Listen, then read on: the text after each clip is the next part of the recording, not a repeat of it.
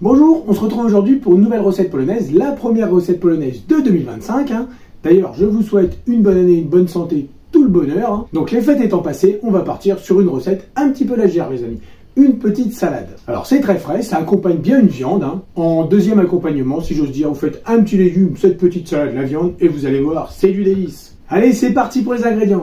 Pour faire cette recette, il va donc nous falloir 3 carottes, une petite pomme, un petit citron, une cuillère à café de sucre, une demi-cuillère à café de marjolaine, de l'aneth, bien sûr, un petit bouquet d'aneth, enfin je dis bien sûr parce que j'ai tendance à en mettre un peu dans tout, et sel et poivre à convenance. On va donc commencer par éplucher nos légumes, donc la carotte, voilà, rien de bien compliqué. Hop, si vous avez un petit économe, c'est encore plus simple. Je coupe ma pomme en deux. J'enlève les pépins et les petits morceaux un peu durs comme ça. Et j'épluche ma pomme, tout simplement.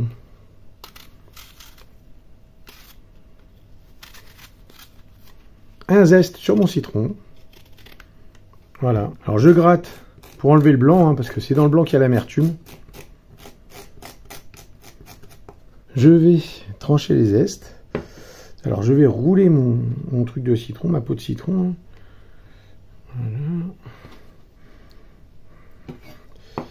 Et là, je coupe le plus fin possible. Sans me couper.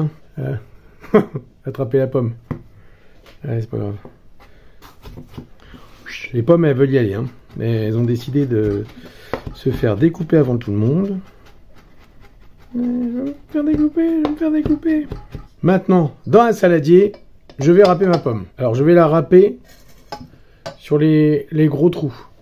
Vous avez monté un peu, vous êtes mieux, vous voyez mieux là. Donc la pomme, les gros trous, et on râpe.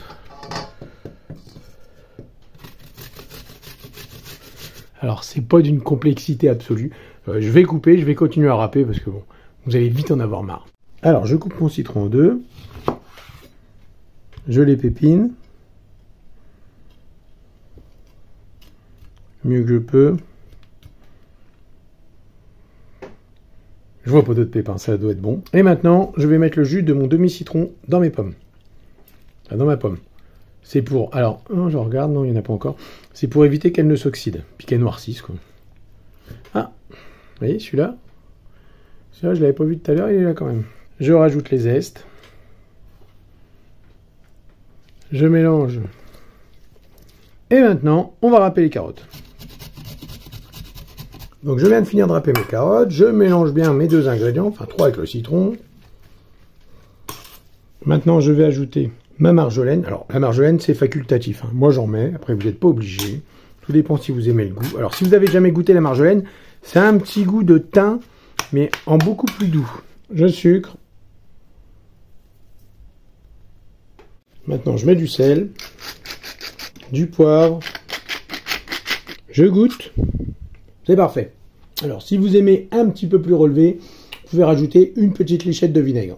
Ou si vous aimez le Maggi, à la place du sel, vous pouvez mettre un petit peu de Maggi. Moi, je vais rester sur mon jus citronné et je vais finir mon demi-citron. Je vais continuer donc à le presser pour en extraire le jus.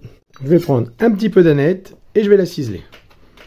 Alors, pour le citron, les amis, ce que je viens de faire là, si vous avez une toute petite coupure au doigt, prenez un presse-citron. Même si la coupure elle n'est pas grande, le citron va y aller. Et on va réserver au réfrigérateur jusqu'au moment de manger. Et voilà les amis, la recette est finie. Donc on va se régaler avec ça. Je vais faire une petite viande et puis ça fera le petit légume du soir, ça sera très bien comme ça. Alors encore une fois, une bonne année 2025. Merci d'avoir regardé la vidéo jusqu'au bout et à la prochaine.